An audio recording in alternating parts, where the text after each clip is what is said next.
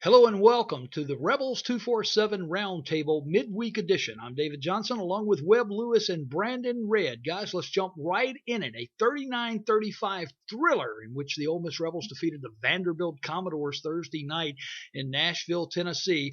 Let's start off by talking about that game, and no better place to jump in than with a minute and 7 seconds left. Jeff Scott's in the end zone, having finished a 75-yard game-saving, perhaps even season-saving touchdown. Blown away by that. I can't even begin to describe. You know, for Vanderbilt to do what they did on the previous drive, the fourth and long, the touchdown on the very same play that they beat Ole Miss with the year before, and for Ole Miss to come back and score. I mean, the wind was sucked out of the Ole Miss fans in that stadium. I guarantee a lot of Rebel fans probably cut the TV off after Vanderbilt scores that touchdown, and then Jeff Scott does the unthinkable and doesn't run out of bounds. Cuts and scores. Incredible. You want to talk about a game in itself that was like a roller coaster. I mean, you had ups, you had downs, you had cheers, you had sighs, and then kind of everything just kind of molds into one on that 75-yard touchdown run by Jeff Scott. And to see the Ole Miss fans that were in Nashville and the way that they went crazy after, like you said, Webb, after being so disappointed by Vanderbilt's late touchdown, it was really a fun sight to see as Jeff Scott rushed and ran down the sidelines and ran right by all the Vanderbilt defenders. It was an electric atmosphere on Thursday night. Well, after being outscored 21-0 in the second quarter, and let me ask you this: what does it say about this Ole Miss football team? How many teams can go on the road in the SEC, be outscored 21-0 on someone else's field, and still come away a winner? That does not happen very often. I agree, and again, I go back to this. Ole Miss and their offense, especially how Bo Wallace goes, so goes the offense. And Bo Wallace is one of the most resilient football players I've ever seen play the game. He shakes off bad plays and has a short memory loss. And Ole Miss played like that offensively throughout the third and fourth quarter. You know, he is an emotional player, talking about Bo Wallace. But like you said, Webb, he stays calm, and he has this determination about him that no matter if he just threw an interception or 80-yard touchdown pass, that he's going to go into the game on the next series and make plays for the Rebels. He made good decisions for most of the night. A couple of near interceptions, and Lady Luck broke the Rebels' way that night. Mm-hmm. But the best decision Bo Wallace made all night was a read play in which he handed the ball off to Jeff Scott. Bo was very close, and he admitted this after the game, of keeping that ball himself. Would have probably been a different result, although we've seen Bo take it to the house a la LSU last year. But Jeff Scott, and how about the fact that when you watch the replay, and Jeff Scott said he's watched it over 100 times now on YouTube. I don't blame him. I'd be watching it too. I've almost watched it 100 times. but look, as a viewer, you give up on the run because you think Scott's going out of bounds. Right. And that's exactly what the Vanderbilt defense did as well. They gave up on it. It looked like he was headed out of bounds. It was a situation where the clock needed to stop, and Jeff, evidently, out of the corner of his eye, saw a crack. And all 5'7", 162 pounds of him went through that crack and took it to the house. And it's a play that is going to be talked about for a long, long time. Will be talked about forever as far as the Ole Miss Vandy series is concerned.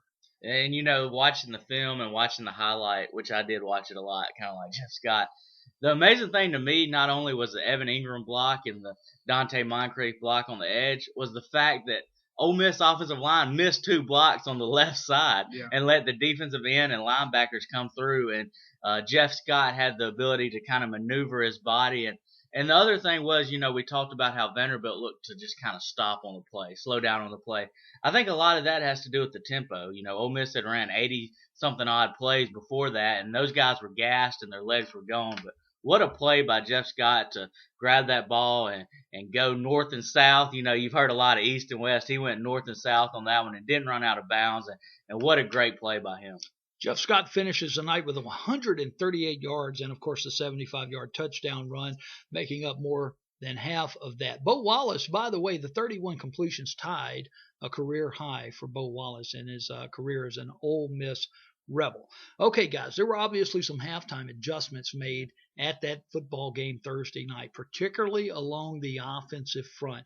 And it made way for another true freshman to gain the spotlight and become one of the heroes. Laramie Tunsil was an anchor at left tackle during that football game. That's not supposed to happen. I mean, David, you and I have talked about this a lot. True freshman, left tackle, SEC, you don't see it a whole lot. It's just not supposed to happen. And you would have thought he was in his third season as a starter in that second half on Thursday night. Here's the thing that amazed me about Laramie Tunsil on Thursday night. He is so quick off the line of scrimmage that it almost looked like he was jumping off sides. He did. He is so quick with his hands, so quick with his feet, that what an athletic offensive lineman just to be a freshman. The sky is truly the limit with that guy. Okay, we'd be remiss if we didn't talk about the reigning Southeastern Conference Freshman of the Week. Wide receiver Laquan Treadwell finishes with 9 catches, 82 yards, no touchdowns, but he did catch a critical 2-point conversion pass that pulled the Rebels within 3 of the Commodores late in the ball game. Brandon, what did you think about Laquan Treadwell? Well, he was a catalyst. You know, he grabbed the ball. It wasn't always a 20-yard pass. It was 5, 6, 7-yard dink and dunk. But what he was able to do is, first off, catch the ball, which isn't always easy in the SEC. Right. And then he made yards after contact. I was impressed. I was probably more impressed with his ability to break a couple tackles and his ability to run in the open field than anything else. Well, he's so physical, and it creates such a problem for the defense. Okay, do we get up and we press this guy, and he's going to blow by us at the line of scrimmage and beat us over the top? But if we cushion him, Bo Wallace pulls up, hits him down the line of scrimmage, 4 times throughout the night, 2 times in a row, 3 times in a row, and he still gets 8 and 9 yards on it. Huge play by the freshman. The one-handed catch was very impressive. Bo Wallace said he knew he threw it high, but he never saw it get there because he was on his back, but he heard it was a pretty good catch. So briefly, we'll say this. Evan Ingram made a huge impact on the ball game. Listen, Evan Ingram's playing that hybrid tight end position right now. If he puts 35, 40 more pounds on him, Evan Ingram's going to be playing on Sundays. And I'll say this right now. Ole Miss's 2013 signing class, highly touted. Everyone knows that. But as far as the guy that was stolen out of the state of Georgia, it's Evan Ingram. Absolutely. Because Evan's offer sheet not nearly as impressive as some of the 4 and 5 stars in that Ole Miss class. Evan a 3-star by 247 Sports, but kudos to Maurice Harris and Hugh Freeze, because I'm going to tell you, they saw something in him, and we all saw what they saw in him Thursday night in Nashville. You know, right before Evan Ingram signed on National Signing Day, he shot me a text. He said, "I'm ready to get to Ole Miss and shock some people." Well, I guess he's starting to do that now, and he loves Ole Miss, and I think he was a huge pickup, like you said, David, for the Ole Miss Rebels. Dante Moncrief, 5 catches, 56 yards, no touchdowns. So Dante didn't necessarily eat a lot Thursday night, but his mere presence in the buffet line, well, it helped a lot of other people to feed well. It really did, and it's not something I saw at first glance, but going back and watching the film on it, the safety over the top that would normally come up and help on those spot passes to Laquan Treadwell was so consumed with what number 12 was doing for Ole Miss that it allowed Treadwell, it allowed Evan Ingram. Jamez Logan was able to catch a slant route on a huge 3rd down because there was no safety in the middle of the field. Moncrief demanding that attention. Eventually, a defense is going to have to make a decision. We're just going to have to straight up play these guys because there's nowhere to double coverage. It's too scary. You mentioned that word defense. Not everything was good in Nashville Thursday night. Obviously, the Ole Miss secondary, particularly the cornerback positions, are a cause for concern moving forward in this 2013 season. Yeah, there's no doubt about it. You know, when you look at the secondary, there's some holes there, and there were some routes that were ran that, honestly, the Ole Miss secondary should have been able to stick to their hips and make the plays, and they just wasn't getting off the line of scrimmage the way they should have. And what worried me about the secondary more than anything was the lack of explosion towards the football. I honestly think that is one of the biggest concerns heading on throughout the season. They were very timid on the short routes. They gave such a cushion, almost like, all right, let's just make sure we keep him in front of us, and then they're giving it up. Now, they're not going to see a lot of Jordan Matthews throughout the rest of the season. They're going to see some great wide receivers. But look, that's a special player, no doubt about it. What kind of alarmed me is the separation the receivers were able to get on the cornerbacks. And then, even with the veteran Cody Pruitt at free safety, and he did what he could, there wasn't as much help over the top from the safeties as you would think there should be. And honestly, it's not something that got better as the night went on. I mean, they tried to make adjustments, but it was a problem from the beginning to the end. Well, just watching from a communication issue, pre-snap communication in the secondary, it looked like there was confusion. And then as the game wore on, it certainly proved to be some confusion on the busted coverage that gave Vanderbilt the easy touchdown at the end of the game where they took the lead very temporarily. I totally agree, David. Like you said, pre-snap, when you see guys pointing at each other, throwing their hands up, what do I do? What do you do? That's never a good sign. And throughout the game, when you see defensive backs that do that, there's some big plays by the offense coming.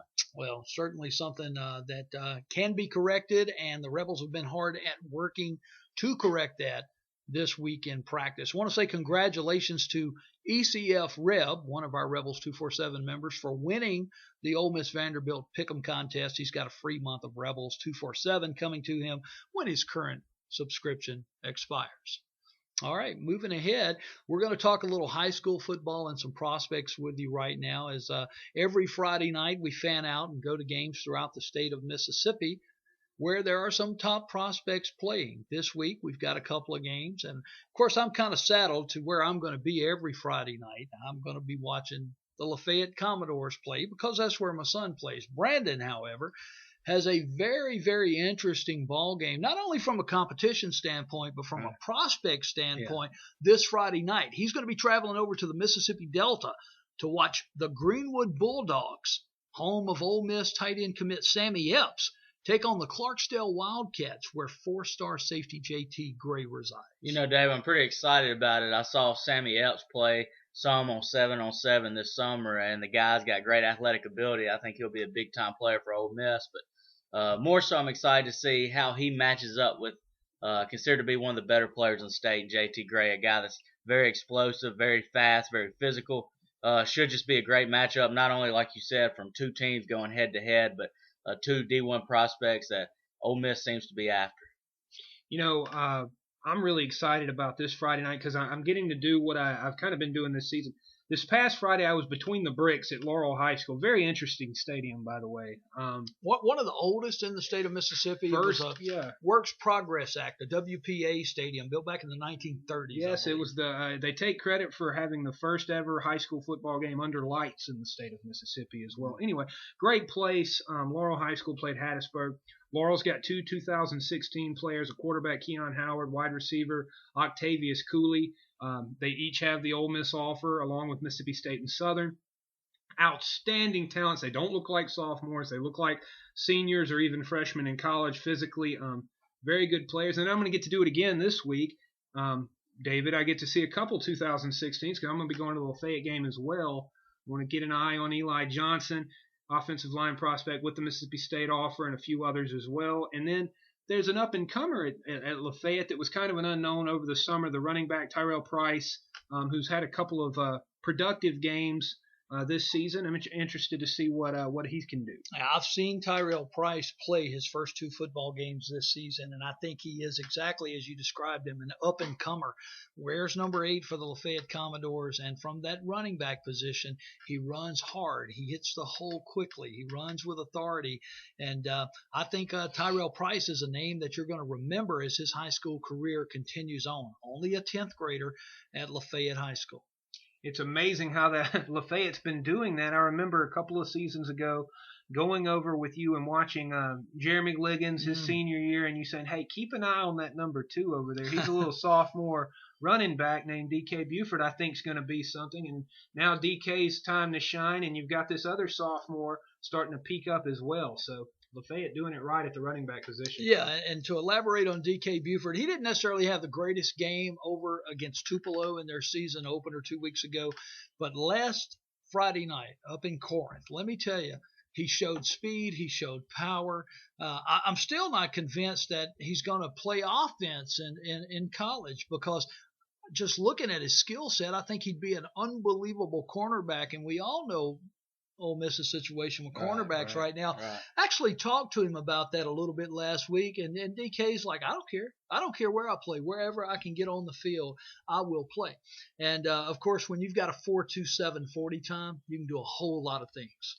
David, answer me this: is he anything like Mike Hilton? You know, Mike Hilton came out as a running back, kind of in Georgia, and he went to that Husky position. Yeah. Do you see that with him, or is it totally different? With DK Buford, in comparison to Mike Hilton, only DK is physically built better and he's faster.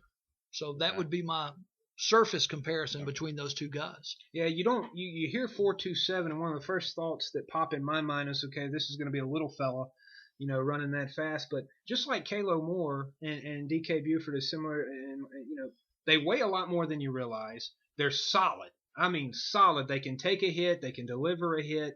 And like David said, if you've got that kind of weight on you and you're running that kind of speed, there's a lot of things you can do at the next level. Well, I saw Buford drag 3 Corinth defenders across the goal line on a 20-yard touchdown run last Friday night. It was impressive.